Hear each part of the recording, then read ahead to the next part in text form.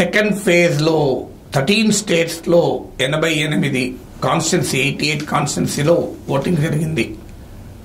గతంతో పోలిస్తే 2019తో పోలిస్తే సెకండ్ ఫేజ్లో కూడా ఓటింగ్ తక్కువగా ఉంది. ఫస్ట్ ఫేజ్లో కూడా నియర్లీ 6 to 7% ఓటింగ్ తక్కువగా ఉంది. ఇప్పుడు సెకండ్ ఫేజ్లో కూడా 2019తో పోలిస్తే ఓటింగ్ తక్కువగా ఉంది. ఇంకా మిగతా ఫేజ్లో ఎలా ఉంటుందో చూడాలి. అయితే ఇది కేవలం హై టెంపరేచర్స్ వల్లనే, ఉష్ణోగ్రతలు బాగా ఉండడం వల్లనే ఓటింగ్ తగ్గింది అన్న కంక్లూజన్ కూడా రాలేదు. ఎందుకంటే గతంలో మండే ఎండలున్నా కూడా ఓటర్లు వచ్చి ఓటు వేసిన ఉదాహరణలు ఉన్నాయి. సో అందువల్ల ఇప్పుడు ఈసారి ఎలక్షన్లో చూస్తే ఈ సెకండ్ ఫేజ్ చూస్తే ఈస్టర్న్ అండ్ నార్త్ ఈస్టర్న్ అంటే తూర్పునున్న రాష్ట్రాలు, ఈశాన్య రాష్ట్రాలు, అస్సాం, మణిపూర్, వెస్ట్ బెంగాల్, త్రిపుర, ఇక్కడ భారీగా 70% ఓటింగ్ జరిగింది. సాధారణంగా గతంలో కూడా ఇక్కడ ఎక్కువనే జరిగింది. కానీ బీహార్ అండ్ ఉత్తరప్రదేశ్లో బిలో 60% జరిగింది. సో ఓవరాల్గా చూసుకున్న కేరళ, మహారాష్ట్ర, మధ్యప్రదేశ్, రాజస్థాన్లో కూడా తక్కువ ఓటింగ్ రిపోర్ట్ అయింది. సో బీజేపీకి బలమున్నటువంటి రాష్ట్రాలు యూపీ అంటే 80లో 62 సీట్లు బీజేపీ గెలుచుకుంది. 62 of 80 2019లో. బీహార్ 40 సీట్స్లో అత్యధికం ఆ రోజు ఎన్డీఏనే గెలుచుకుంది. మహారాష్ట్రలో 48 లోక్సభ సీట్స్ ఉంటే 41 బీజేపీ గెలుచుకుంది. రాజస్థాన్, మధ్యప్రదేశ్లో కూడా అత్యధిక సీట్లు బీజేపీ గెలుచుకుంది. రాజస్థాన్లో బహుశా అన్ని సీట్లు బీజేపీ గెలుచుకుంది. సో ఏమి తెలియజేస్తోంది ఇది అంటే బీజేపీకి భారీగా సీట్లు వచ్చినటువంటి రాష్ట్రాల్లో ఓటింగ్ తగ్గింది. అది కూడా నరేంద్ర మోడీ సెకండ్ ఫేజ్లో పెద్ద ఎత్తున divisive campaign నడిపాడు. So Congress party వాళ్ళు మీ ఇంట్లో ఉన్న బంగారం వెండి తీసుకెళ్తారు, మీకున్న చిన్న ల్యాండ్ ఉంటే లాక్కెళ్ళిపోతారు, మీకు ఇల్లు ఉంటే పట్టుకెళ్ళిపోతారు, ఆఖరికి మీ మంగళసూత్రాలు కూడా వదలరు, ఇవన్నీ తీసుకెళ్లి ముస్లింలకు పంచుతారు అంటూ పెద్ద ఎత్తున విద్వేషపూరితమైన క్యాంపెయిన్ జరిపి ఎన్నికల కమిషన్ నోటీస్ కూడా ఎదుర్కొన్నాడు. దేశ చరిత్రలో భారత ప్రధానమంత్రి వ్యాఖ్యలకు ఈసీ నోటీస్ ఇచ్చిన సందర్భం. కానీ అదేది కూడా ఓటింగ్ను పెంచలేకపోయింది. సాధారణంగా ఇలా కమ్యూనల్ రెటోరిక్, మతపరమైన విద్వేషపూరిత ఎజెండా ఉన్నప్పుడు ప్రజల్లో ఓటింగ్ పెరుగుతుంది. కానీ ఆ ఓటింగ్ ఎక్కడా లేదు. మరి ఎందుకు ఈ పరిస్థితి ఉంది? దీనికి కారణాలు ఏమై ఉంటాయి? మనకు ఏదైనా పోస్ట్ పోల్ స్టడీ జరిగితే తప్ప అర్థం కాదు. ఫలితాలను కాస్త లోతుగా విశ్లేషిస్తే తప్ప అర్థం కాదు. ఒక థియరీ ఏం చెప్తున్నారంటే టెంపరేచర్స్ అని. కానీ అది గతంలో టెంపరేచర్ హైగా ఉన్నప్పుడు కూడా ఓటింగ్ జరిగింది. ఇప్పుడు టెంపరేచర్స్ ఈస్ట్, నార్త్ ఈస్ట్లో కూడా హైగానే ఉన్నాయి కదా, అక్కడ ఓటింగ్ బాగా జరిగింది కదా. రెండవది ఏంటంటే బీజేపీ కోర్ ఐడియాలజికల్ ఓటర్ కార్యకర్త నిస్పృహలో ఉన్నాడు అనేది ఒక థియరీ.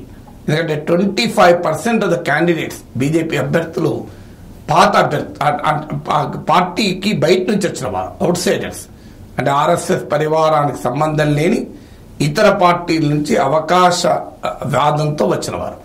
వారికి టికెట్లు ఇచ్చి వారికి పెద్దపీట వేయడం బీజేపీలో ఉన్న కోర్ ఆర్ఎస్ఎస్ పరివారంలో పనిచేసిన కార్యకర్తలకు, నాయకులు నిరాశ గురయ్యారు. వారు గతంలో లాగా పనిచేయడం లేరు బూత్ కమిటీల్లో. ఇక్కడ బీజేపీ ప్రత్యేకత ఏంటంటే బూత్ లెవెల్లో భారీగా యాక్టివిటీ చేసి బూత్ నుంచి ఓటర్లను తరలించే నెట్వర్క్ ఉంటుంది. చాలా ఆర్గనైజేషనల్ మజిల్ ఉన్నటువంటి పార్టీ. కానీ ఆ పార్టీ ఆ గతంలో లాగా అట్రాక్ట్ చేయలేకపోతుంది, ఓటర్లను పోలింగ్ బూత్కు తీసుకురాలేకపోతుంది అనేది రెండవ థియరీ. మూడో థియరీ ఏంటంటే మోడీ పట్ల సానుకూలత ఉంది, కానీ లోకల్ ఎంపీస్ పట్ల వ్యతిరేకత ఉంది. ఈ కాంట్రడిక్షన్ ప్లే అయింది అనేది మూడో థియరీ. ఏదేమో తెలియదు. ఇక లో ఓటింగ్ ఎవరికి లాభం అనేది ఒక చర్చ. బీజేపీ మోడీ ఫినామినన్ వచ్చేంత వరకు లో ఓటింగ్ పైన ఒక అంచనా ఏంటంటే హయ్యర్ టర్న్అవుట్ ఉంటే అది యాంటీ ఇన్కంబెన్సీ. ప్రభుత్వ వ్యతిరేకత బాగా ఉన్నప్పుడే ఓటింగ్ ఎక్కువగా ఉంటుంది. ఓటింగ్ తక్కువగా ఉందంటే ప్రభుత్వ వ్యతిరేకత తక్కువగా ఉన్నట్లు అని ఒక థియరీ ఉండే. కానీ వాస్తవంగా భారతదేశ ఎలక్షన్స్లో ఓటర్ టర్న్అవుట్కు, ఎలక్షన్ రిజల్ట్కు మనం ఖచ్చితమైన కంక్లూజన్ చేయలేం.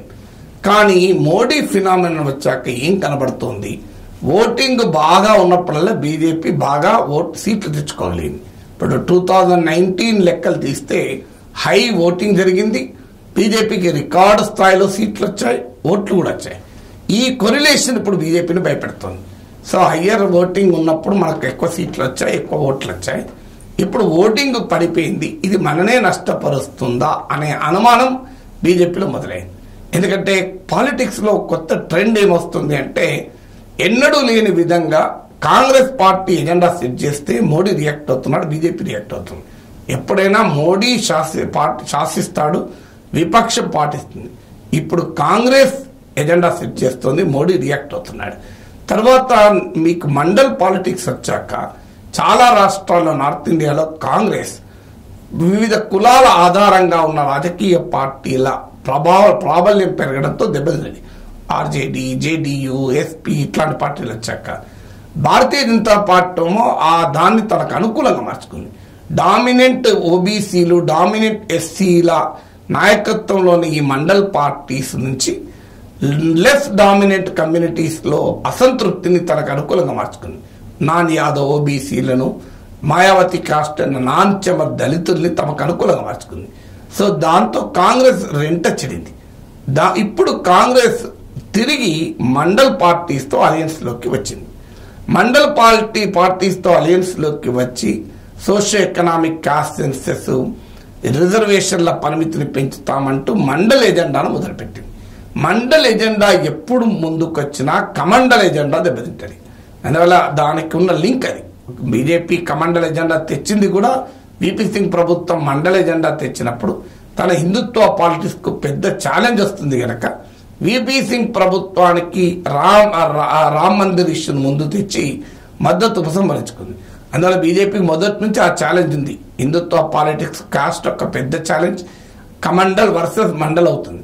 సో మళ్ళీ కాంగ్రెస్ పార్టీ తెలివిగా మండల్ పార్టీస్ కు సన్నిహితమై మండల్ పొలిటికల్ ఎజెండాను తలకెత్తుకోవడం వల్ల బీజేపీ కమండల్ పాలిటిక్స్ అంత అట్రాక్టివ్ గా లేకపోవడం వల్లనే ఈ ఓటింగ్ తగ్గిందా అనేటువంటి విశ్లేషణలు వినబడుతున్నాయి. ఈ విశ్లేషణ నిజమైతే బీజేపీ 300 సీట్లు గెలుచుకోవడం కూడా కష్టమవుతుంది. 250కి పడిపోతుందా, ఇంకా తక్కువ పడిపోతుందా అని. బట్ ఇది మనకు తెలవాలంటే రిజల్ట్ రావాలి, పోస్ట్ పోల్ స్టడీస్ రావాలి.